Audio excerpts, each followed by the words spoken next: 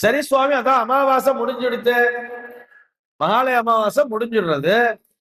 மறுநாள் பிரதம அன்னைக்குதான் அவள் நம்மளை விட்டு கிளம்புறா, நம்ம ஆத்த விட்டு கிளம்பிடுவா. அப்ப தீபாவளிக்கு அதுக்கு என்ன சம்பந்தம் அப்படின்னு சொன்னா, அவர்கள்லாம் திரும்பி கிளம்பி போகணும் தானே. அந்த கிளம்பி போகிறதுக்கு ஒரு புஷ்பக விமானம்ங்கிறது வர்றது தானே. அந்த விமானத்துக்காக காத்துட்டு இருப்பாளாம். யார் யாரெல்லாம் இங்க பிளைட்ல போயிருக்கேன்னு எனக்கு தெரியல. பிளைட்ல போறவா யாராவது இருந்தா யோசிச்சு பாருங்க. பிளைட் கிளம்பணும்னு சொன்னா, பிளைட்ல போகணும்னு சொன்னா, அது டொமஸ்டிக் பிளைட்டா இருந்தா கூட சரி, அதாவது இங்க இருந்து லோக்கல் பெங்களூர் போனாலும் சரி, திருச்சிக்கு போனாலும் சரி, சென்னையில இருந்து நம்ம ஒரு மதுரைக்கு போற பிளைட்ல ஏறினாலும் சரி, டொமஸ்டிக் ஏர்போர்ட்ல போகணும்னா குறைஞ்சபட்சம் 2 மணி நேரம் முன்னாடி வந்துடணும்னு சொல்லுவா. 2 மணி நேரம் முன்னாடியே பிளைட்டுக்கு போயிடணும். இன்டர்நேஷனல் பிளைட்டா இருந்தா 3 மணி நேரம் முன்னாடி போயிடணும். செக்இன்லாம் முடிச்சாக்க போய் உட்கார்ந்து இருப்போம். அதுக்கப்புறம் தான் பிளைட் வரும். அப்புறம் எல்லாரும் ஏத்துவா. கரெக்டா 2 ஹவர்ஸ் எடுத்துக்கும். அந்த மாதிரி நம்ம நேத்தே பேசுற மாதிரி ஒரு வருடம் என்பது தேவர்களை பொறுத்தவரை ஒரு நாள் தான். அப்ப ஒரு மாதம் என்பது அவர்களை பொறுத்தவரை 2 மணி நேர காலம்தான். அந்த புரட்டாசி அமாவாசை அன்னைக்கு அவளுக்கு வந்த வேலை முடிஞ்சிடுத்து. மகாலய பட்சம் எல்லாம் பண்ணிட்டோம். அவ எல்லாத்தையும் வாங்கிட்டா. நம்ம தர்ப்பணாதிகள் எல்லாம் பண்ணியாச்சு. எல்லாத்தையும் வாங்கிட்டுட்டா. அவ போய் விமானத்துக்காக வெயிட் பண்றா. அந்த விமானம் வர்றதுக்கு அந்த ஒரு மாத காலம் நம்மை பொறுத்தவரை, அவர்களை பொறுத்தவரை 2 மணி நேரம் தான். அவளுடைய விமானம் என்னைக்கு கிளம்புறதுன்னு பார்த்தா தீபாவளி அன்னைக்கு தான் கிளம்புறது. அவர்களை வழி அனுப்புகின்ற விதமாக, அவர்களுக்கு வெளிச்சத்தை காட்டுகின்ற விதமாக மத்தாப்பினை கொளுத்தி மேலே காண்பிக்க வேண்டும் அப்படிங்கிறத வலியுறுத்தி சொன்னதுதான் நம்முடைய சாஸ்திரம், நம்முடைய தர்மம். ஆனா இன்னைக்கு நம்ம என்ன நினைச்சுட்டு இருக்கோம்? சிவகாசியில அவளுக்கு வியாபாரம் ஆகணுங்கிறதுக்காக பட்டாசு வெடிக்கிறோமோ இல்லையா, மத்தாப்பை கண்டிப்பாக கையில காசே இல்லைன்னா கூட ஒரு 10 ரூபாய் கொடுத்தா கம்பி மத்தாப்பு கொடுப்பான். அந்த கம்பி மத்தாப்பை வாங்கி மேல காமிச்சாலே போதும், பித்ருக்களுக்கு அவ்வளவு சந்தோஷமாம். அதுவும் குழந்தைகள் கையில கொடுத்து காமிக்கணுங்கிறா. சொல்லுவா இல்லையா, நெய் பந்தம் பிடிக்கிறதுக்கு பேரம் வரணும்னு சொல்லுவா இல்லையா, அவன் பந்தம் பிடிச்சாதான் போற வழிக்கு வெளிச்சம் கிடைக்கும்னு சொல்லுவா இல்லையா. இதேதான் நம்முடைய காருணிக பித்தர்கள் அத்தனை பேரும் நம்மை நோக்கி வந்திருக்கிறார்கள். அவர்களுக்கு அவர்கள் செல்கின்ற பாதைக்கு வெளிச்சம் காட்டுவதற்காகத்தான் நாம் அந்த வான வேடிக்கைகளை எல்லாம் விடுறோம், பத்தாப்ப கொளுத்தி காமிச்சுட்டு இருக்கோம். ஒரு வருடம், ஒரே ஒரு வருஷம், முதல் வருஷம் அந்த பித்தர்களினுடைய நினைவாக அவர்களுக்கு நான் நல்லபடியாக வழிகாட்டுகிறேன் அப்படின்னு சொல்லிட்டு காமிச்சு பாருங்க. கையில காசே இல்லைன்னா கூட ஒரு 10 ரூபாய்க்கு மட்டும் கூட வாங்கி பாருங்க. அடுத்த வருஷம் கண்டிப்பா 1000 ரூபாய்க்கு பட்டாசு வாங்குவேன். அதுக்கு அடுத்த வருஷம் 10,000 ரூபாய்க்கு வாங்குவேன். இது உண்மை. பித்திருக்களை நோக்கி நாம் ஒரு படி எடுத்து வச்சோம்னா அவர்கள் நம்மை நோக்கி 10 படி இறங்கி வருவா. பகவானும் அதேதான், தெய்வ வழிபாட்டிலும் இதேதான் சொல்றது. அப்ப நம்முடைய உயரிய பண்டிகையான தீபாவளி அன்றைக்கு கூட நாம் முன்னோர்களுக்கு வழிகாட்ட வேண்டும் அப்படிங்கிற ஒரு உண்மையை வலியுறுத்தி வைத்திருக்கிறார்கள்.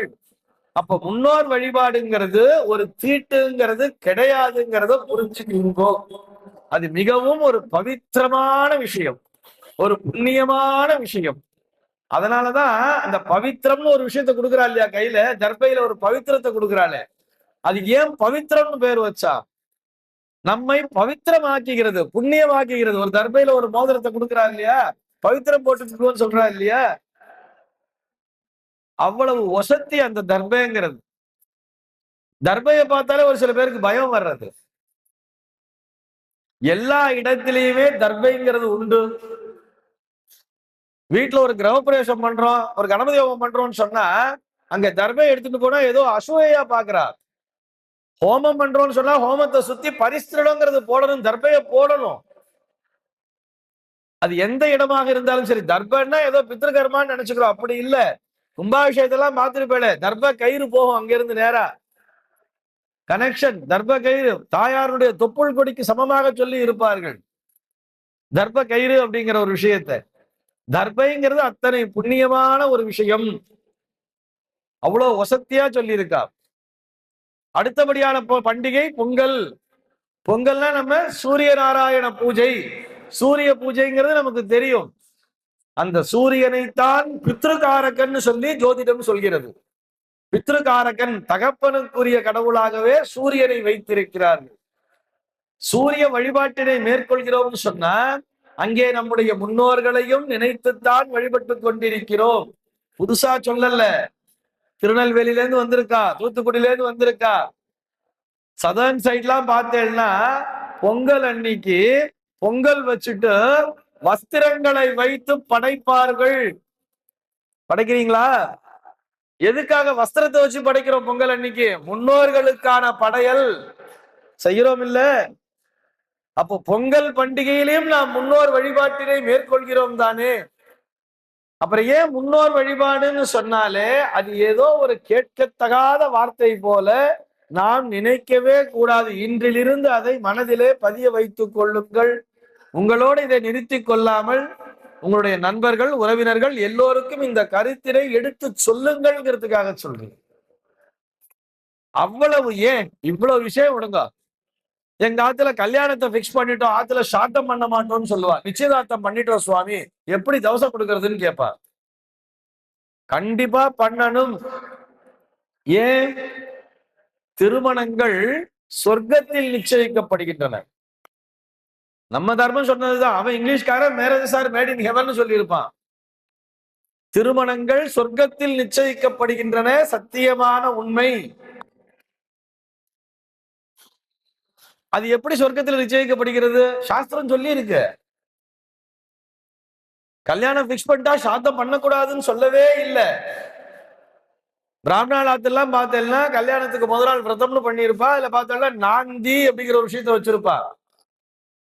நாந்தி சோபன தேவதாயை நமகான்னு சொல்லி நம்ம நினைச்சுப்போம், நான் தான் இங்க போய் பொண்ணை பார்த்தேன், நான் தான் இங்க போய் மாப்பிள்ளைய பார்த்தேன், நான் தான் பிக்ஸ் பண்ணேங்கிற மாதிரி நினைச்சுப்போம். அப்படி இல்ல. இந்த பொன்னாட்டு பெற்றோர்களும் முன்னோர்களும், இந்த பெண் வீட்டை சார்ந்த முன்னோர்களும் பிள்ளை வீட்டை சார்ந்த முன்னோர்களும் அங்கே சொர்க்கலோகத்திலே சந்தித்து கொண்டு அவர்கள் அந்த திருமணத்தை தீர்மானித்திருந்தால்தான் இங்க அந்த ஜாதகம் நம்ம வீட்டுக்கு வரும். அதனாலதான் ஆத்துல பொண்ணுக்கு கல்யாணம் ஆகல, பிள்ளைக்கு கல்யாணம் ஆகலன்னு போய் ஜாதகத்தை காமிக்கும் பொழுது முன்னோர் சாவ பித்திருக்கர்மா பண்ணு, உடனே கல்யாணம் ஆயிடுன்னு சொல்லியிருப்பா. ஏன் சொல்ற? அவர்களுக்கான பிரீத்தியை பண்ணிட்டு அவர்களை ஆக்டிவேட் பண்ணிட்டோம்னா அவர்கள் அங்கே தேடி தீர்மானம் செய்து விடுவார்கள் ஒரு விஷயத்துக்காகத்தான். அந்த முன்னோர்களுக்கு நன்றி செலுத்துகின்ற விதமாகத்தான் நாந்தி அப்படிங்கிற ஒரு விஷயத்த வச்சிருப்பா பிராமணாலயத்துல. அப்ப மித்தவாளுக்கெல்லாம் இல்லையா? எங்களுக்கெல்லாம் இல்லையா சுவாமி? எல்லோருக்குமே உண்டு. நீங்களும் எல்லோருமே முன்னோர் வழிபாட்டினை மேற்கொண்டு விட்டுத்தான் திருமணத்தை நடத்துகிறோம். இது என்ன நீங்க புதுசா சொல்றீங்க? புதுசாலாம் சொல்லல. எல்லார் வீட்டு கல்யாணத்திலுமே மணவரைன்னு ஒண்ணு ஜோடிக்கிறீங்களா? மணவரையில முன்னாடி என்ன வச்சிருப்பீங்க? இந்த பக்கம் அரசாணிக்கால் நடுறீங்களா? பக்கத்துல என்ன வைக்கிறீங்க? பானைகளை வைக்கிறீங்க இல்லையா? சாலும் கிரகம் சொல்லுவா இந்த ஊர் பக்கம்லாம். அலங்காரமா பானைகளை வைக்கிறீர்கள் அல்லவா?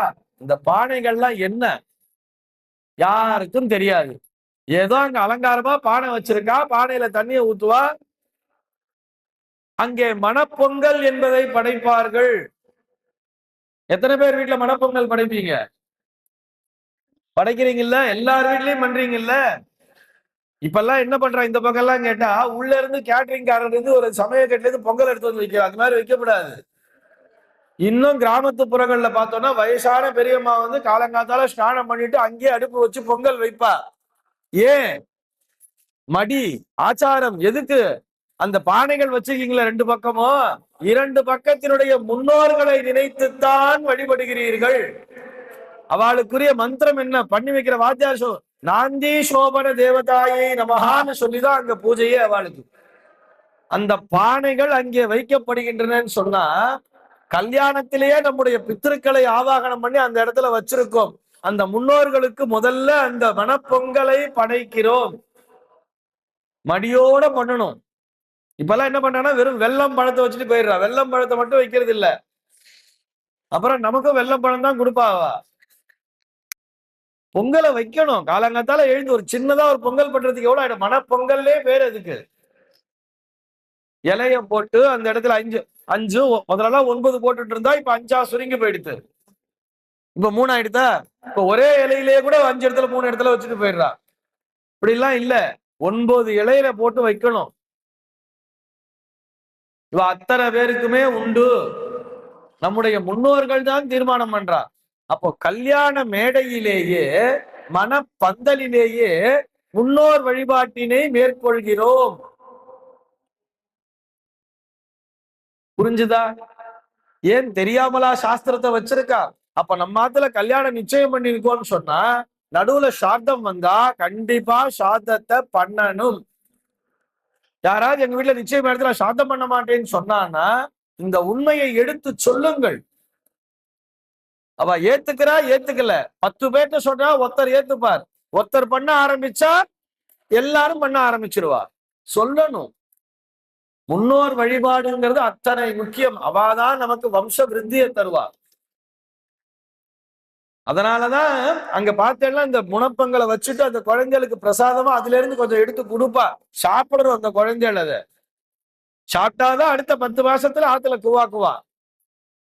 அவர்களுடைய பிரசாதம், அருட்பிரசாதம், முன்னோர்களுடைய பிரசாதம்.